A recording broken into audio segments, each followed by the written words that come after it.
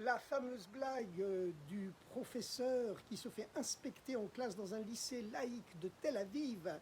et l'inspecteur demande à un élève qui a cassé les tables. Et l'élève répond, c'est pas moi, monsieur. Et l'inspecteur se tourne vers le professeur et lui dit, ce n'est pas normal que cet élève ne sait pas qui a cassé les tables. Chez les juifs, quand on dit les tables, c'est les tables de la loi.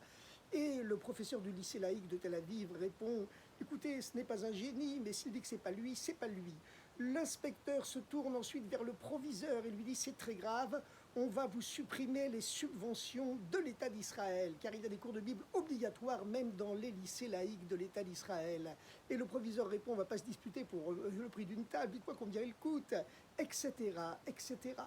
Dans la paracha de cette semaine, la paracha de la consolation, Nachamu, Nachamu Ami, consolez-vous, consolez-vous mon peuple, qu'on a dit juste après l'évacuation du Gush Katif, il y a déjà presque 20 ans, eh bien, c'était quand même un symbole de consolation très forte. Et d'ailleurs, lorsque les synagogues de Paris ont réouvert juste après la libération, à la fin du mois d'août 1944, eh bien, dans toutes les synagogues du monde, on lisait également cette paracha qui suit Tisha B'Av, la paracha de Nachamu, Nachamu Ami, consolez-vous, consolez-vous, mon peuple, la paracha de la double consolation pour les deux temples de Jérusalem et toutes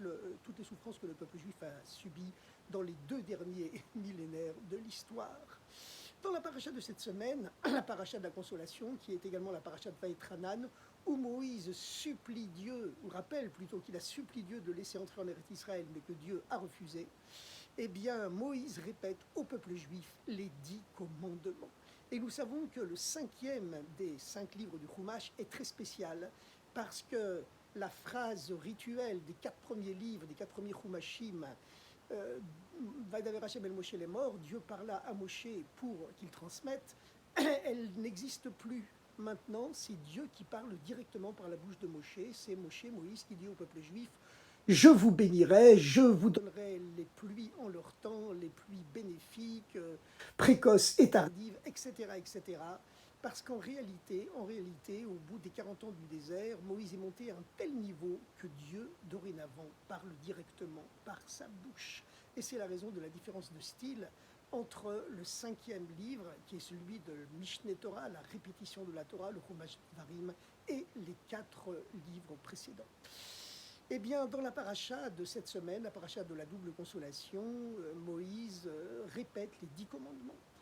Et il y a là-dessus de nombreux commentaires au sujet du verset qui suit cette répétition des 10 commandements et qui affirme que la voix qui a donné les 10 commandements était une kol gadol, une voix grande chez Lo Yassaf qui ne s'arrête pas. Nous allons citer maintenant 3 commentaires allégoriques du Midrash. Un premier commentaire midrashique nous dit que si la Torah a eu besoin de préciser que cette voix des 10 commandements est grande et qu'elle ne s'arrête pas, c'est qu'elle s'était divisée en 7 langues, en 7 voix célestes plutôt. La voix originaire des 10 commandements s'est divisée en 7 voix célestes qui ont donné naissance ensuite aux 70 langues de la planète. La Torah a été traduite dans les 70 langues de la planète issues de la diffraction de la tour de Babel. Et puis une autre explication du Midrash nous dit que c'est pour nous dire que lorsque aujourd'hui dans les yeshivot ou même sur internet un juif, un rave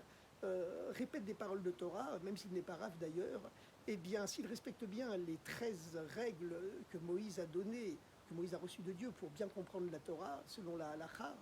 eh bien, c'est la même voix des 10 commandements qui parle par sa bouche. On pourrait croire que c'est pas comparable, mais si, c'est la même voix des 10 commandements qui s'exprime toujours aujourd'hui par tous les nouveaux commentaires de Torah qui sont dits dans le monde entier, à condition, bien sûr, à condition qu'ils respectent les règles, les fameuses 13 règles d'herméneutique, d'exégèse que Dieu a données à Moïse sur le mont Sinaï. Un troisième commentaire nous dit que, qu'est-ce que ça veut dire que cette voix ne s'arrêtait pas? Eh bien, le mot Velo Yassaf, qu'elle ne s'arrête pas, c'est un mot à double sens qui signifie également, c'est une voix qui n'ajoute pas. Et ce double sens permet de dire, au commentaire du Midrash, c'est la troisième explication, que la voix ne crée pas d'écho. Alors là, c'est très étonnant, parce que si la voix ne crée pas d'écho, c'est qu'elle est très faible. En quoi est-ce, en l'honneur de cette voix des 10 commandements, de dire qu'elle ne crée pas d'écho? Eh bien, la raison, écoutez bien, c'est une raison à la fois, comme toute la Torah, ultra simple et ultra profonde. C'est que qu'est-ce qu'un écho? Un écho, c'est que la voix rebondit sur un obstacle qui a réussi à l'arrêter. De même qu'un ballon qui rebondit sur le mur qui a réussi à arrêter le ballon, de même qu'un rayon de soleil est réfléchi par le miroir qui a réussi à renvoyer à sa source le rayon du soleil, de la même façon, lorsque une voix ne parvient pas à traverser un obstacle, eh bien l'obstacle, le mur ou le défi de rocheux renvoie la voix vers son émetteur. Mais ce que veut nous dire ce midrash, c'est que aucun obstacle dans le monde n'a pu faire rebondir la Torah, n'a pu être un obstacle à la Torah. La Torah a pénétré toute la matière du monde. Et comme on sait qu'il y avait l'histoire dans le Talmud d'un très grand maître qui vivait des centaines d'années après le célèbre Rabbi Meir et qui avait réussi à reconstituer toute la Torah de Rabbi Meir rien qu'en tenant dans ses mains le bâton de Rabbi Meir. Car la voix qui ne s'arrête pas de la voix de la Torah qui s'exprimait par la bouche de Rabbi Meir avait pénétré même la matière de ce bâton. Et c'est ce qu'il faut savoir, c'est que de la même façon, même le niveau le plus bas de la création, puisqu'il existe 4 règnes dans la création, qui sont l'expression matérielle des 4 lettres du nom de Dieu, au plus bas le minéral, un peu plus haut le végétal, plus haut l'animal, plus haut évidemment l'être humain, qui doit élever les 3 règnes inférieurs vers Dieu, eh bien, même le minéral, le niveau le plus bas, a été pénétré par la voix divine, n'a pas pu lui faire obstacle, et c'est la raison pour laquelle la voix des 10 commandements, nous précise ce midrash, n'a pas pu créer d'écho, parce qu'elle a pénétré toutes les cultures, toutes les morales, toutes les civilisations du monde, qu'on en soit conscient ou non. Et d'ailleurs, lorsque les révolutionnaires de 1789 ont voulu symboliser les nouvelles tables de la loi, c'est-à-dire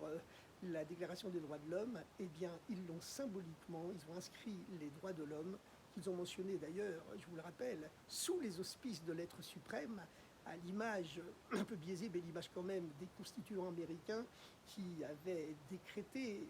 15 ans auparavant environ, en 1774 et 1776, que c'était Dieu qui a donné les droits et l'égalité à tous les êtres humains, et le nom de Dieu étant répété à 4 reprises sous le nom du Créateur. Le Créateur a donné à tous les hommes les mêmes droits et les mêmes devoirs. Le mot le Créateur est répété 4 fois dans cette Déclaration universelle des droits de l'homme, la première de l'histoire, qu'a recopié à peu de choses près, un peu plus tard, 15 ans plus tard, la Déclaration des droits de l'homme française, et symboliquement, les déclarants, les constitutionnels, les constituants, comme on les appelle, eh bien, ils ont symbolisé ces droits de l'homme dans des tables de la loi au dôme supérieur arrondi à l'image des tables. Mais en réalité, je vous rappelle que les tables étaient cubiques, hein, elles n'étaient pas arrondies. C'est pour signifier, pour symboliser l'affaiblissement du peuple juif, que les Romains, sur l'arche de Titus, ont symbolisé des tables de la loi au sommet arrondi, signe d'affaiblissement du peuple juif, pour leur faire perdre leur caractère rigide, carré, acéré. De même d'ailleurs qu'ils ont arrondi les branches du chandelier alors qu'elles montaient de façon rectiligne, en diagonale rectiligne, vers le ciel, signe du jaillissement primaire de la force divine originaire, de la montée des êtres humains vers Dieu. Alors, chers amis, il faut savoir une chose, c'est que l'être humain était un microcosme. Nous avons en chacun de nous les 4 règnes de la création, à l'image des 4 lettres du nom de Dieu. Nous avons en nous le minéral, c'est le niveau le plus bas, le plus simple de l'homme, c'est l'action toute simple qui permet de marcher, etc. Nous avons le niveau le plus haut qui est celui de l'être humain, nous avons le niveau intermédiaire, le niveau du végétal, le niveau de l'animal qui symbolise les sentiments, etc. Mais il faut savoir que lorsqu'on étudie la Torah, eh bien, la Torah ne doit pas rester au niveau de l'intellect. Ce ne doit pas être une discipline intellectuelle, une philosophie comme toutes les philosophies du monde. Elle doit pénétrer le minéral qui est en nous, comme cette grande voie qui ne s'arrête pas et a pénétré toute la matière et toutes les civilisations du monde, même les civilisations qui ont un cœur de pierre. Et cette voie doit pénétrer le cœur de pierre qui est en nous pour qu'il devienne un cœur de chair, comme il est écrit dans les prophéties annonçant les temps messianiques. À cette époque-là, Dieu transformera notre cœur de pierre en un cœur de chair, en un cœur véritablement humain.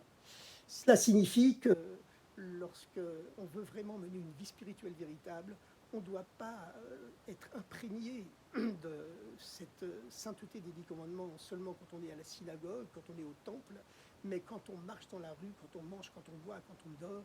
eh bien, la voie des 10 commandements doit pénétrer tous nos actes matériels, le minéral, le niveau le plus bas de notre être. Comment peut-on arriver à cela? Eh bien, ce n'est sûrement pas en s'unissant seulement à la dimension intellectuelle de la Torah, car entre l'intellectualité et la matérialité, il n'y a pas de relation véritablement possible. Mais lorsqu'on monte à un niveau plus haut, on s'unit au niveau de Dieu qui est dans la Torah, à la divinité qui est dans la Torah, alors pour Dieu, le matériel et le spirituel, pour lui c'est pareil. Beaucoup de gens font l'erreur en disant Dieu est spirituel, nous on est matériel, mais c'est faux, pour Dieu le spirituel et le matériel c'est pareil. Et comme Dieu, l'essence de Dieu, le fameux Anochi, le fameux c'est moi qui suis, qui inaugure les 10 commandements, et qui s'exprime d'ailleurs en égyptien, hein, pas en hébreu, puisqu'en hébreu on dit Ani, Anochi c'est de l'égyptien, parce que le niveau le plus haut ne peut se dévoiler que dans le niveau le plus bas. Eh bien, lorsqu'on s'attache à l'essence de Dieu, qui est même au-delà des noms, eh bien, puisque le deuxième mot des 10 commandements, c'est le nom de Dieu transcendant, Yud-Kevavke, Hachem, et puis le troisième mot des 10 commandements, c'est Elokecha, ton Dieu, le Dieu immanent qui est présent dans chaque chose. C'est pour ça que Elohim, Elokecha, c'est un nom de Dieu qui se décline, parce qu'il se met en rapport avec l'être humain, puisqu'il est présent à l'intérieur de chacun, même à l'intérieur des milliards d'atomes de l'univers. C'est la raison pour laquelle Elohim, c'est également un pluriel, puisque c'est Dieu qui devient immanent, présent à l'intérieur des milliards d'atomes de l'univers. Eh bien, lorsqu'on est pénétré de la divinité qui unit à la fois le spirituel et le matériel, à ce moment-là, on peut faire descendre la Torah au niveau du minéral qui est en nous, cette voie forte qui ne s'arrête pas et qui nous apporte la double, la triple et la millionième consolation, la milliardaire avec le dévoilement du Messie tout de suite. Bon Shabbat de la double consolation avec Mashiach immédiatement.